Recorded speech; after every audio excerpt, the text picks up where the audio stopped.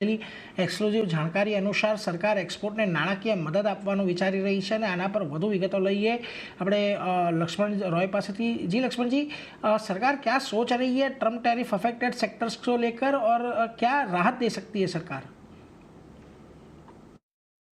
जी, दरअसल जो मुझे सूत्रों से जानकारी मिली है उसके मुताबिक सरकार कुछ चुनिंदा सेक्टर के लिए फाइनेंशियल इंसेंटिव या फिर कहें वित्तीय मदद देने का ऐलान कर सकती है। जो एक्सपोर्टर्स हैं उनमें लेदर सेक्टर सबसे बड़ा सेक्टर हो सकता है, टेक्सटाइल सेक्टर बड़ा सेक्टर हो सकता है।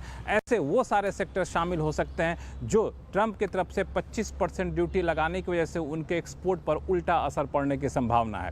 दरअसल जब से ट्रंप ने टैरिफ का ऐलान किया उसके बाद हर सेक्टर के साथ अलग अलग उद्योग मंत्रालय समीक्षा बैठकें कर रहा है और जो शुरुआती समीक्षा की गई है उसमें 3 तरह के सेक्टर की पहचान की गई है।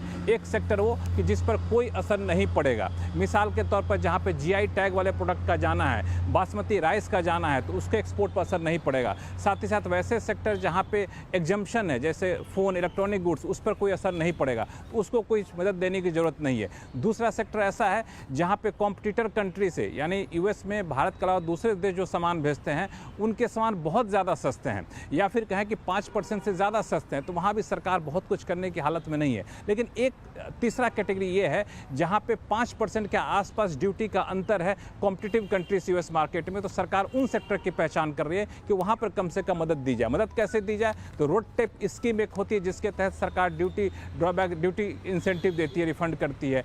स्टेट और सेंटर लेवल पर लेवीज लगते हैं उसको सरकार रिफंड करती है, ROCTL स्कीम कहते हैं। उन सारे स्कीम के तहत इंसेंटिव बढ़ाई जाए। ये सारे स्कीम 2026 में खत्म हो रहे, उसकी मियाद बढ़ाई जाए, बजट एलोकेशन बढ़ाया जाए, साथ ही साथ जो कंप्लायंस का कॉस्ट होता है उसको कम किया जाए। तो ये सारे अलग अलग विकल्पों पर सरकार विचार कर रही है और बैठकों का सिलसिला लगातार जारी है।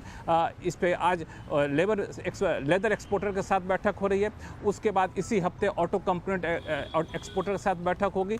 कुल मिला के कोशिश ये है कि खास तौर से जिस एक्सपोर्टर को जिस तरह मदद की जा सके मदद की जाए ताकि ये ड्यूटी का असर कम से कम एक्सपोर्टर्स को हो और एक्सपोर्टर्स के एक्सपोर्ट पर कोई उल्टा असर ना पड़े।